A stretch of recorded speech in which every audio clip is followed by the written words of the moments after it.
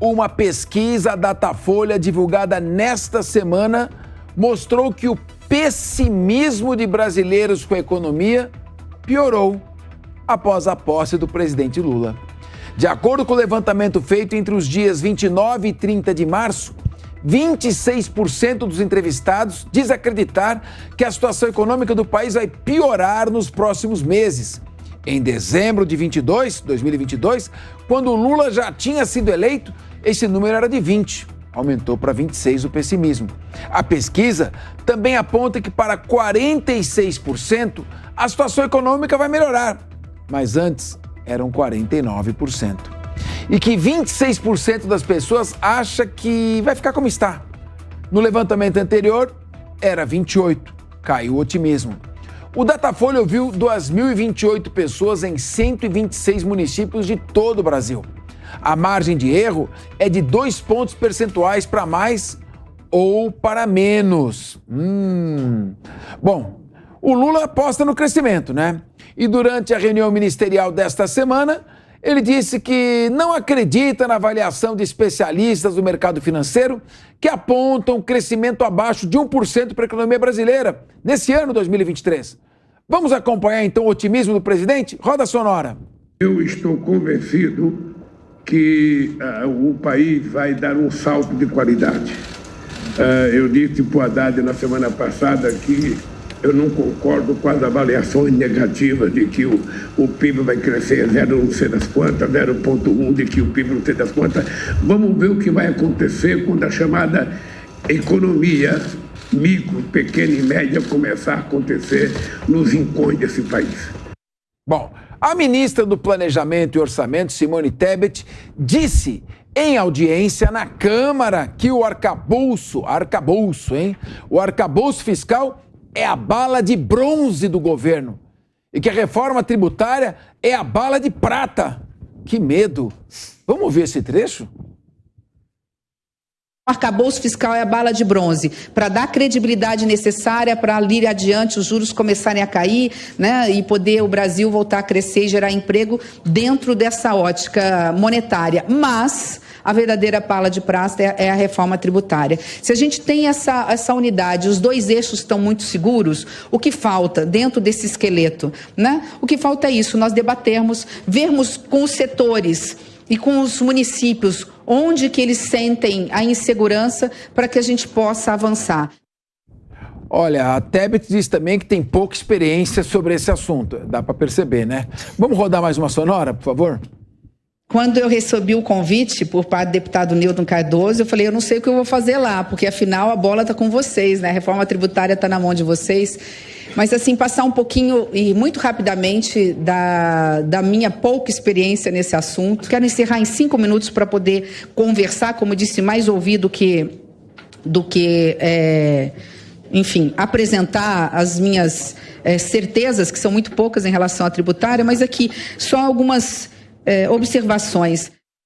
Bom, vamos logo para os nossos debatedores aqui, nossos comentaristas. Carol Curimbaba, se a reforma tributária é uma bala de prata, ela vai ser disparada na cabeça do empresário? Bom ponto. Olá, Capês, meus amigos da mesa, da produção e a vocês que nos acompanham. Olha, realmente, essa pesquisa não pegou ainda o impacto do arcabouço fiscal que foi anunciado e também a reforma tributária que está por vir. Então, temos aí, como a Simone mesmo comentou, eventos importantes para acontecerem, mas é muito relevante essa pesquisa porque ela mostra qual é a percepção da população, do povo, com o que o Lula já disse, com o que ele já anunciou. Né? É claro, temos que levar em consideração também outra questão, que assim, Lula está enfrentando vários desafios que ele não enfrentou nos outros mandatos dele, né? Um cenário global muito mais complicado, né? Uma guerra que não acaba nunca, inflação nunca vista em países como Estados Unidos, na Europa, altas taxas de juros. Então não foi um cenário maravilhoso igual que ele ganhou de bandeja nos outros mandatos. Então tá aí o primeiro desafio. Em segundo lugar, os desafios políticos que ele enfrenta, que também é outro mundo, né? Ele percebeu, a gente pôde até ver aí no vídeo, sentir um Lula mais cansado. Parece que nem ele mesmo está acreditando muito no que ele está falando. Mas ele percebeu que mudou muito o jogo político lá dentro, né? Ele não tem mais a mesma força que ele tinha antes. Ele está tendo que trabalhar essa liderança para conseguir negociar com deputados, com os líderes do legislativo, coisa que ele não precisava fazer tanto nos outros mandatos. Então ele está vendo um mundo muito mais difícil. E também as questões econômicas nacionais, né? A gente sabe a alta taxa de juros que está aí, mas continua alta, justamente porque seu governo não demonstra que quer ser um governo que vai controlar gastos. O novo arcabouço pode ser que diga o contrário, mas a gente ainda não sabe se vai dar certo ou não. E vários outros pontos internos aqui, a expectativa de alta de inflação, né? Uma pesquisa feita com a população, o que a população percebe? Que está aumentando o desemprego, apesar dele ainda ser pequeno, 8,6%, se eu não me engano, ainda é uma situação de pleno emprego, digamos assim, mas ele está aumentando. Então a população vê, o povo vê ali, o seu primo sendo demitido, você não conseguindo mais comprar tal picanha porque está muito cara. Então é isso, afetou no bolso, o povo está vendo, poxa, eu acho que não vai mudar tão rápido quanto a gente imaginava. Agora, meu querido Alessandro Negão, o presidente, antes de estrear, já acabou com o teto constitucional que limitava os gastos. Fala que vai intervir na autonomia do Banco Central, não pronuncia o nome do presidente Roberto Campos Neto, do Banco Central, e fala que vai intervir. Fala que quer mexer artificialmente na taxa de juros. Fala que quer retroceder a lei das estatais, revogar a lei das estatais. Ele quer retroceder a privatização da Eletrobras. Como é que dá para ter otimismo dessa maneira, Alessandro Negão? Ainda mais com a ministra dizendo que não entende muito do assunto. É que o Lula vive em Brasília, né? É fácil ter otimismo quando você está cercado de todas as benesses do Estado. Parece que todo o Brasil está vivendo o mesmo Brasil que Lula, mas na verdade não é bem isso. Quanto à metáfora que a Simone Tebet usou, eu achei bem esquisita, porque a bala de bronze, nesse caso, a metáfora é para usar a bala de prata, que essa é a boa, mas a de bronze agora é como se fosse, sei lá, um arremedo para daqui a pouco você ter uma bala boa, ficou bem confuso. Eu vou pegar aqui o que o próprio Lula disse, né? Que ele não acredita na avaliação dos especialistas do mercado financeiro. Sabe o que essa pesquisa mostra? Ela mostra aquilo que eu já disse aqui mais de uma vez. Vá fazer uma feira hoje em São Paulo. Sem pastel, você vai gastar R$100. E esses R$100 só vão durar uma semana. Ou seja, na sua casa, que mora você, sua esposa e um filho, ou 2 filhos, vocês vão gastar R$400 só de feira. Não estou nem contando o mercado, não estou nem contando o aluguel, não estou nem contando água e luz, não estou contando nem as outras coisas. E o povo brasileiro já percebeu isso. O povo brasileiro já percebeu o erro que ele cometeu. Já são 100 dias sem governo. É exatamente isso que a gente está vendo hoje. A gente está vendo aqui 100 dias sem governo. Tudo está na base do eu acho, do nós estamos estudando, nós estamos tentando, tem um rico malvadão que não deixa, é o Banco Central que é muito malvadão e não deixa, a gente precisa mexer nas taxas de juros. Aí a gente vem, como você acabou de falar agora, Capês, a gente está chegando, o governo está tentando colocar soluções antigas, ultrapassadas, já testadas, já refutadas para problemas novos, como a própria Carol falou. O Brasil e o mundo que Lula está pegando não é o mesmo Brasil e mundo que ele pegou em 2002. Ele não vai surfar essa onda. Não tem onda para se surfar. E ele não tem nem a prancha.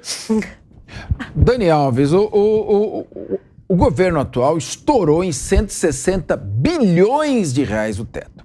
Está pródigo em distribuir emendas parlamentares até para calar a CPMI dos atos antidemocráticos, né, do dia 8. A percepção de pessimismo não é em razão de uma certa hesitação do governo nesse início em querer mostrar um caminho? Se a reforma tributária é a bala de prata, isso significa que é um governo que pretende arrecadar muito mais para continuar gastando mais ainda?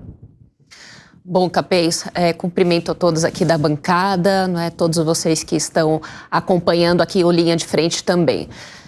Bom, essa é uma situação, não é, interessante, poderia dizer assim, não é? Porque você falou sobre o teto, sobre as emendas, não é? Sem lembrar, a gente pode lembrar também que fez 100 dias de governo Lula, não é? E dentro desses 100 dias, o que normalmente se diz?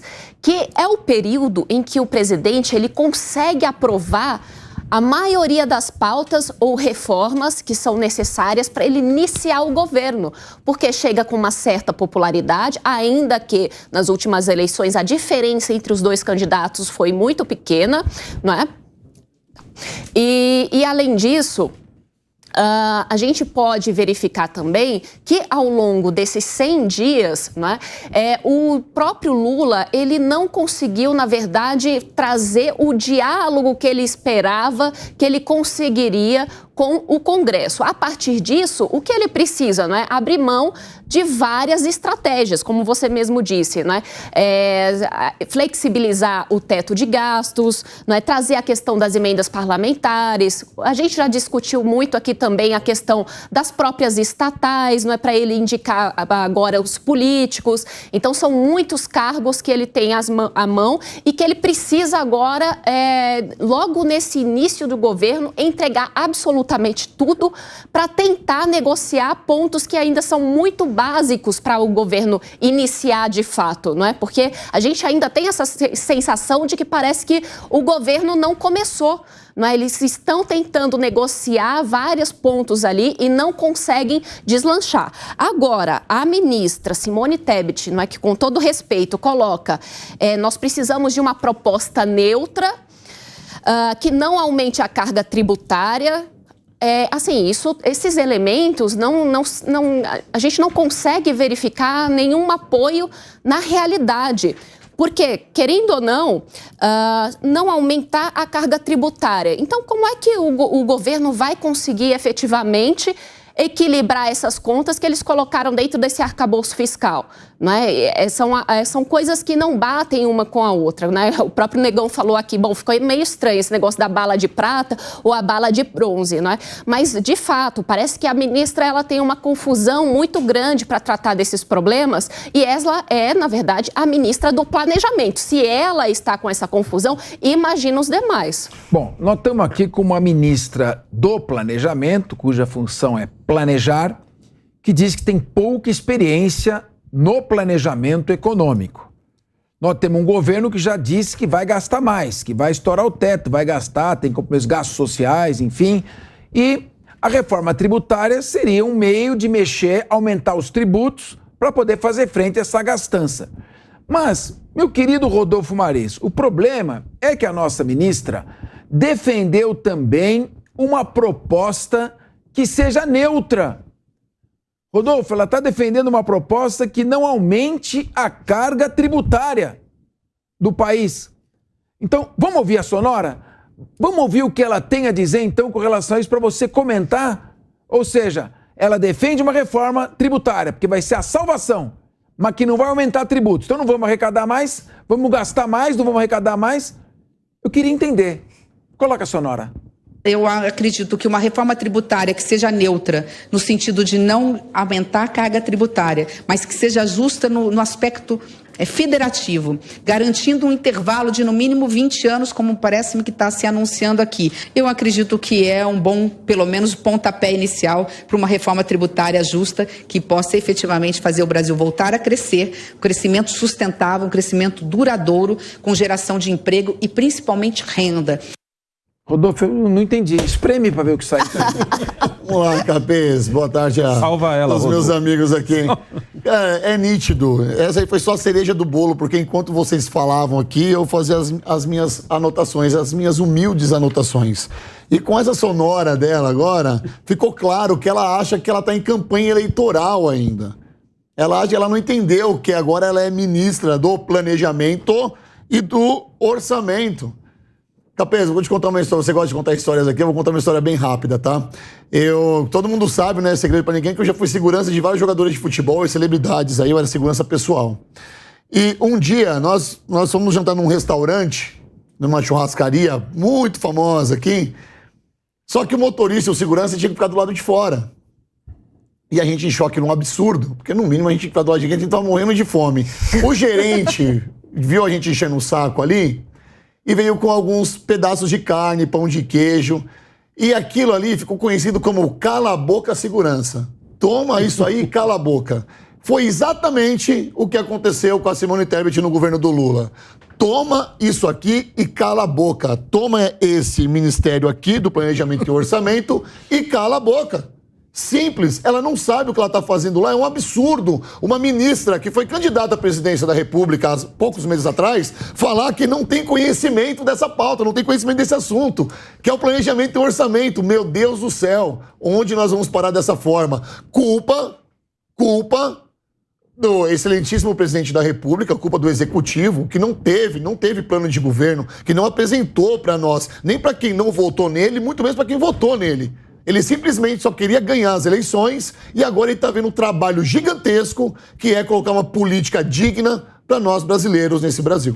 Então, Rodolfo, quer dizer, a bala de bronze é o arcabouço fiscal. A bala de prata. A bala de prata, como é que é? A bala de prata é do Fernando Sorocaba. Só essa eu conheço. Então tá. Então, bala de prata. Então, Carol Curiba, bala de bronze e arcabouço fiscal. Bala de prata, a reforma tributária. Não tenho experiência, mas vou fazer uma reforma justa. Não vamos aumentar o tributo. E vamos continuar gastando. E quer que a população fique otimista? Por favor, Carol. Ela fez a escola Dilma de comunicação.